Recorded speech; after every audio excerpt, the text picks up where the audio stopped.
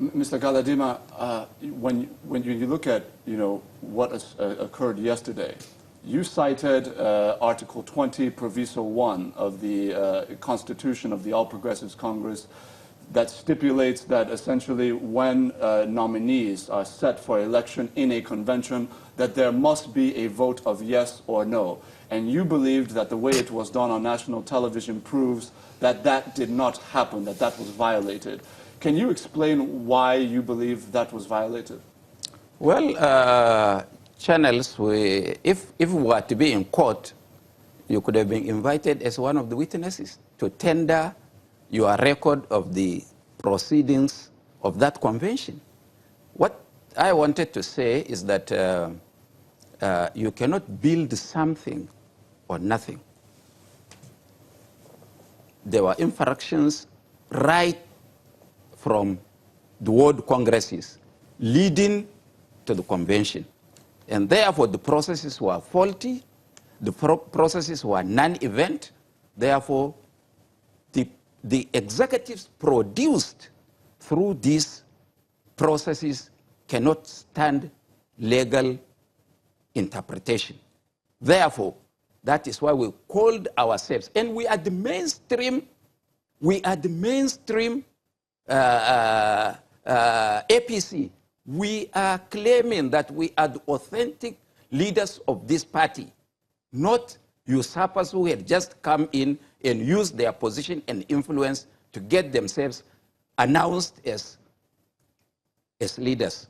Therefore, what we are members of the APC. But can you qualify people like Asiwaju Bola Tinubu and President Muhammadu Buhari and Comrade Adams Oshomole as mere usurpers? Of course, why not? If they go against the law. The president cannot go against the law. But wasn't he there at the foundation of the party? Was he not there at the beginning? Was he a signatory to the formation of the party? Was any of them that you mentioned was a signatory to the party formation, SIM? We have got a stake. We have staked our integrity and image. That is why the party was nationally accepted. Therefore, we cannot sit back when we run counter to the law. Going specifically now to the point of where you believe there was a violation of the APC Constitution now, that same Article 20, Proviso 1. On national television, we saw Governor Badaru, who was the chairman of the Convention Planning Committee, who made the announcements. Before each nomination was accepted, he asked the crowd, he asked the convention, do you agree? And the response was yes. Yes. In your view, you thought that he should have said, do you agree? And then he should have said, do you not agree? But I want to ask you, when he said, do you agree, could they not have said no if they disagreed? Of course. That is what that's what we are saying, and we are talking about. The Constitution was explicit. When you put the questions, do you agree? And some people say yes. Then there should be a follow-up question to say, who are those that do not agree? Then you now evaluate which one is more. By voice, if you are using the voice vote, it is by this that you can determine whether the man is legally approved by the convention or rejected, because during the nomination, there were impositions. People were stopped from buying forms. People were stopped from accessing forms. People were stopped from attending venues that will generate delegates to the National Convention. And those people could have been more. But Mr. Galadima, in fairness, if Governor Badaru comes out publicly and he says, do you affirm? And then he asks again, do you agree? And if you had a mixed reaction, say some people said yes, some people said no, does that not qualify as the voice vote? But he didn't ask for a yes and a no vote. He only asked for a yes. How about those who didn't respond? Would he tell us the number? Mr. Azuatalam, what are your thoughts? Please, I want to start by saying that I don't know what record he has regarding the congresses that took place in APC. I don't think he has shown proper information in all of those processes. There were World Congresses and there were LGA congresses. and as well as state congresses. It is not something that is unusual for you to have some disagreement, which we had. For instance, if a general election was conducted and by INEC, and some people were declared winners, and INEC has given them certificate of return, anybody who has a disagreement can go to court. That doesn't invalidate, make the election not valid.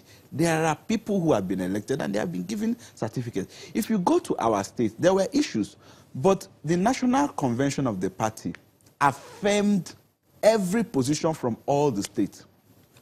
The fact that the National Convention produced the delegates from all the states means that the National Convention has affirmed all elected people from the ward to the local government and to the state. Of course, these were delegates that came to the National Convention. So what it means is that there is, at the moment, no faction in any state of the party in Nigeria.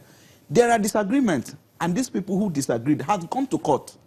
And it is subject to the court to determine in their favor or otherwise. But for the party, there is no faction anywhere, because the party in all the states has acknowledged and affirmed one party structure, ranging from the ward to the LGAs to the state. And responding to what he said regarding the affirmation or whatever, I read his press statement where he said it wasn't properly followed, that people should have gone to print the ballot of yes or no.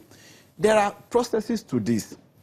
If before the contest, it was seen that only one person applied or got a form to contest one position, and at that point, you can go and do ballot papers for yes or no. But what happened in the case of APC was that there was no position.